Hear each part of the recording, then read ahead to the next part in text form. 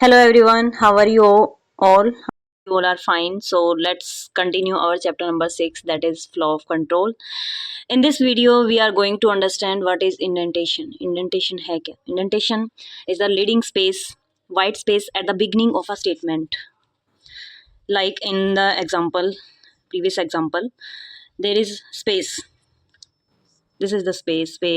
If से पहले हमने space छोड़ा है, if के बाद भी यहाँ space है. This is what we call it as indentation. This is indentation, white space.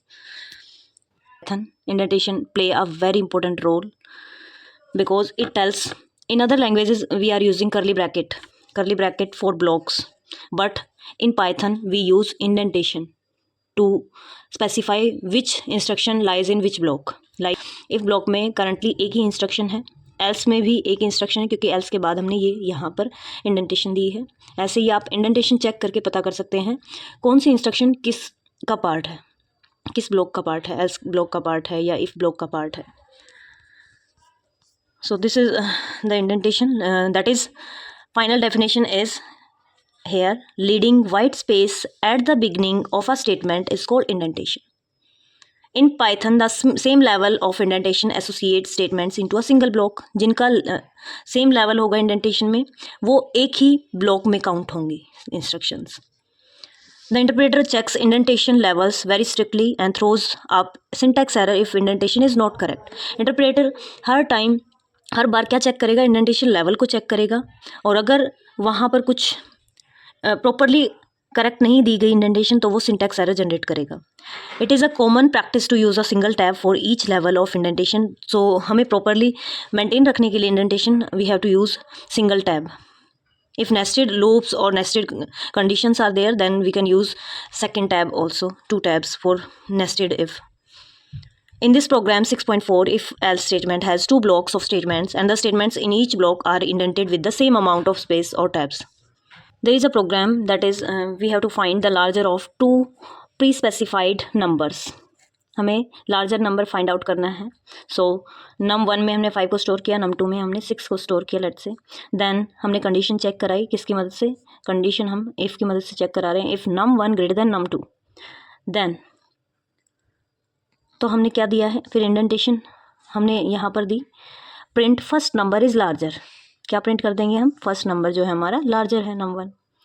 And एक और स्टेटमेंट हम प्रिंट कराना चाहते हैं. अगर num1 ये स्टेटमेंट प्रिंट होने के बाद हम बाय प्रिंट कराना चाहते हैं, तो हम सेम लेवल की इंडेंटेशन यहाँ दे रहे हैं, क्योंकि num1 अगर ग्रेटर होगा तो दोनों ही मैसेज हमें प्रिंट करने हैं. उसके बाद एल्स के अंदर हमने क्या दिया है? अगर ये कंडीशन फॉल्स होगी उस टाइम पर क्या होगा? num2 बड़ा होगा. num2 बड़ा होगा तो हम प्रिंट कर देंगे सेकेंड नंबर इज़ लार्जर. तो एल्स के बाद हमने प्रॉपर इंडेंटेशन दी है, because this is the part of else. ये कंप्लीट ब्लॉक एल्स का है, और बाय बाय प्रिंट करेंगे. तो ये इंडेंटेशन है. This is block 1 and this is block 2. After this now we are going to understand that is what is repetition. Repetition क्या होता है? Often we repeat a task.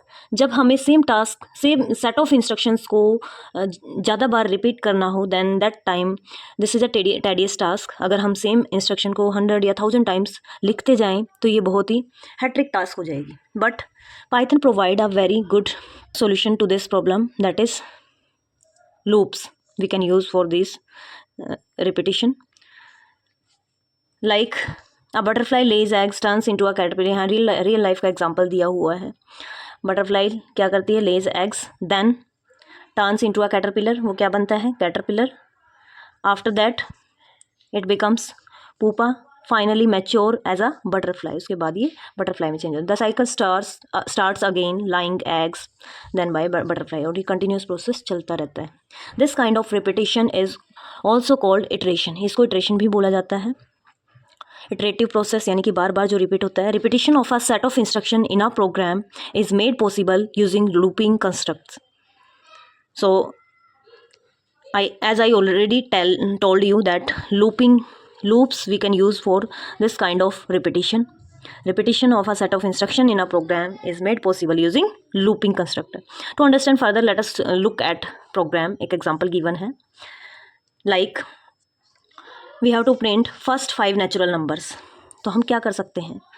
Simple solution अगर हम माने, जब तक हमें लूप्स का नहीं पता था तो हम क्या लिखेंगे, print 1, print 2, print 3, print 4, print 5।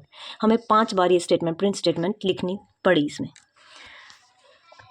What should we do if we are asked to print first 1 lakh natural numbers. अगर हमें 1 लाख नेचुरल, ये तो स्मॉल छोटे नंबर्स थे, 5 नंबर्स तक सिंपल था, कोई इतना हमें टेडियस नहीं लगा। बट अगर यही काम हमें 1 लाख नेचुरल नंबर्स को प्रिंट करने के लिए बोल दिया जाए तब क्या होगा?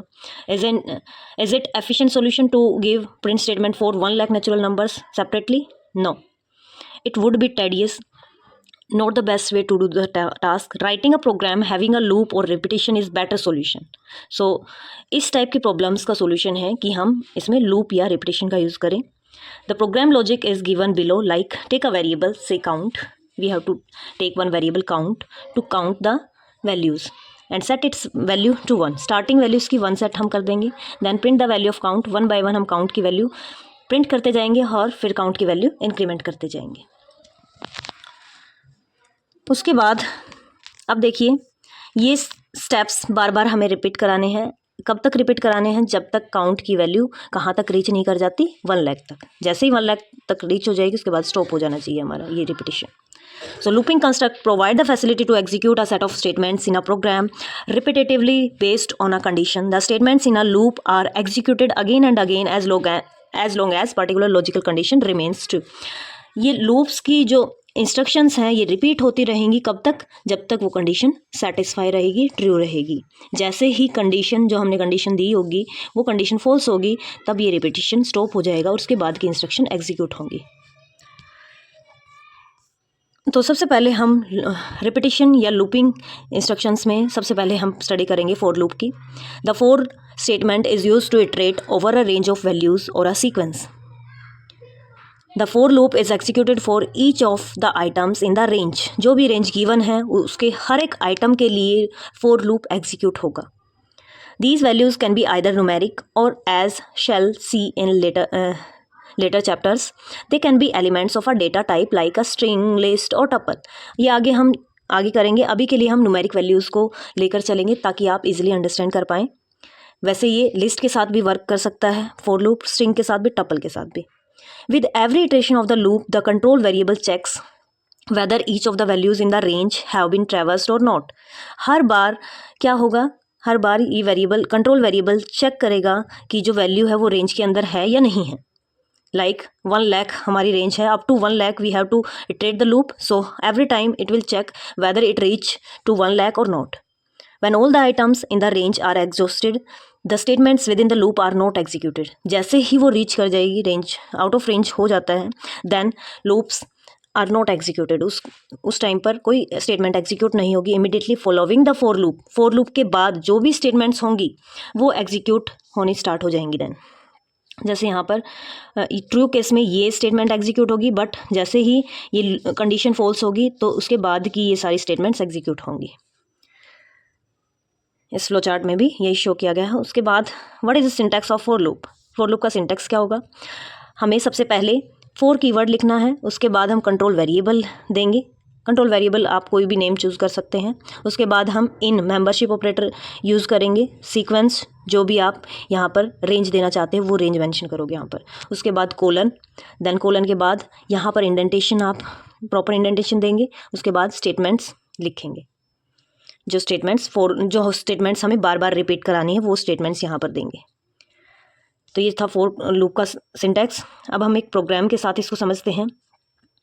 Let's say we have to print the characters in the string Python using for loop. For loop की मदद से हम चाहते हैं कि पाइथन के हर एक कैरेक्टर को हम प्रिंट करें। तो हम क्या करेंगे? फॉर लेटर, ये वेरिएबल हो गया हमारा कंट्रोल वेरिएबल। इन मेंबरशिप चेक करेगा, ये हमारी क्या है? रेंज है पाइथन। तो जब तक PYTHON होंगे तो वो प्रिंट करता रहेगा, अदरवाइज़ ये नहीं करेगा प्रिंट। तो कितने टाइम से प्रिंट करेगा? जितने करेक्टर हैं, जितने नंबर ऑफ़ करेक्टर्स हैं पाइथन में, 6 करेक्टर हैं, तो ये 6 टाइम रिपीट होगा और 1 बाय 1 प्रिंट करता जाएगा। पहले P को प्रिंट किया, फिर Y को, फिर T को, फिर H को, फिर O को, फिर N को।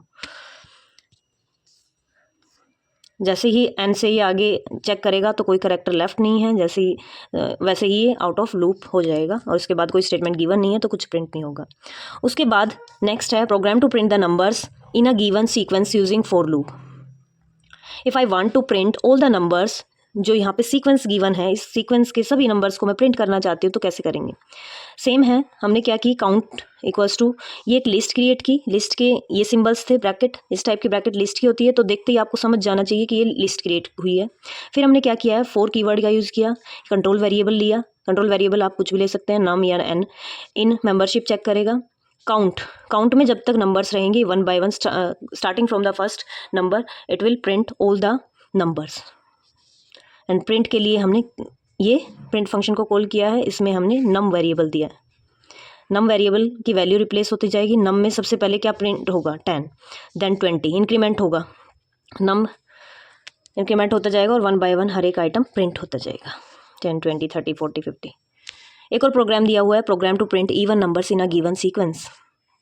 एक सीक्वेंस के अंदर हमें नंबर्स दिए हुए हैं and from this sequence we have to print only even numbers. तो इवन नंबर्स की कंडीशन हम चेक करेंगे। कंडीशन हम इवन नंबर्स कैसे चेक करते हैं, मैथमेटिक्स में भी आप इवन नंबर्स कैसे चेक, जो 2 से डिविजिबल होते हैं वो सभी इवन नंबर्स होते हैं, all other numbers are odd. So इसके लिए हमें चेक करना होगा, लेट्स से हमने नंबर्स लिया है या नम लिया है यहाँ पर, तो नम को हम डिवाइड करके चेक करेंगे। डिवीजन का ऑपरेटर एक स्लैश होता है, एक परसेंटेज होता है, but slash gives us quotient and percentage symbol give us remainder. So हमें तो रिमाइंडर ही चेक करना है। अगर रिमाइंडर डिवाइड होने के बाद 0 आता है, किससे डिवाइड करेंगे, और 2 से, तो मॉडुलस ऑपरेटर 2 इक्वल्स टू 0 है तो नंबर क्या है, इवन है, अदरवाइज नंबर ओड है, बिकॉज यहाँ पर डिवाइड होने के बाद 0 आएगा इवन नंबर के केस में, एंड 0 इक्वल्स टू 0 ये कंपेयर करेगा क्या जो रिमाइंडर हमारा आया है वो 0 के इक्वल है। If it is then it will print num is an even number. It's first number के लिए ऐसे चेक हुआ, फिर ऐसे ही सेकंड के लिए चेक होगा, थर्ड के लिए ये प्रोसेस कंटिन्यू रिपीट होता जाएगा। ये देखिए प्रॉपर इंडेंटेशन यहाँ पर यूज़ की गई है।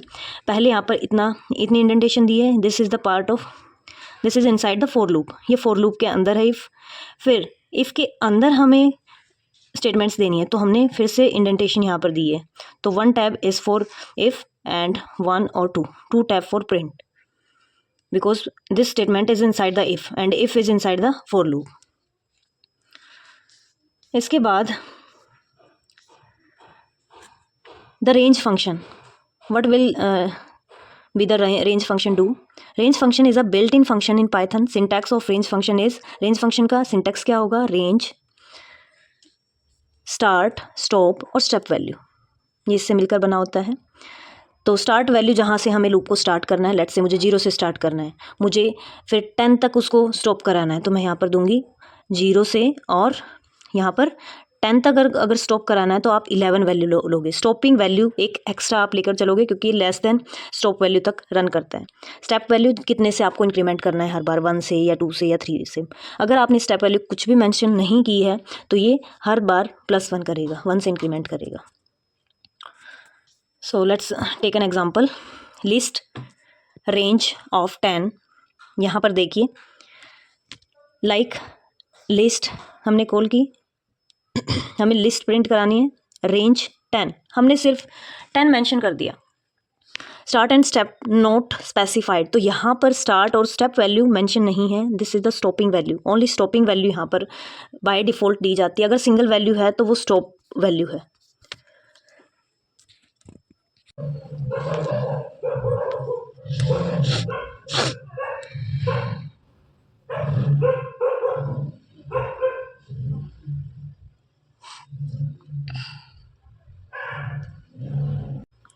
इसके बाद 1 से इंक्रीमेंट होगा, वैल्यू 2 हुई नम की, 2 रेंज के अंदर है, 2 is less than 5, yes condition true, then check करेगा 2 is greater than 0, yes, then multiply कर देगा। ये दोनों ही कंडीशन सेटिस्फाई हैं, 2 से मल्टीप्लाई होगा, 20 प्रिंट कर देगा। उसके बाद 3 के लिए भी ऐसे ही होगा, 4 के लिए भी ऐसे ही होगा, बट जब वैल्यू 4 के बाद इंक्रीमेंट होगी तो 4 के बाद जब वैल्यू इंक्रीमेंट होगी तो क्या होगा, 5 हो जाएगी, 5 is less than 5, no, condition false हो जाएगी। इस केस में पहली कंडीशन फॉल्स है तो इफ़ चेक होगा ही नहीं, अंदर जाएगा ही नहीं, और ये इन सभी स्टेटमेंट्स को स्किप करके आगे की कोई स्टेटमेंट होगी तो उनको एग्जीक्यूट करेगा। But in this program no any statement is given, so it will stop the process of repetition. While loop हम नेक्स्ट वीडियो में करते हैं। सो मिलते हैं नेक्स्ट वीडियो में। Till then take care, bye bye, see you in the next video.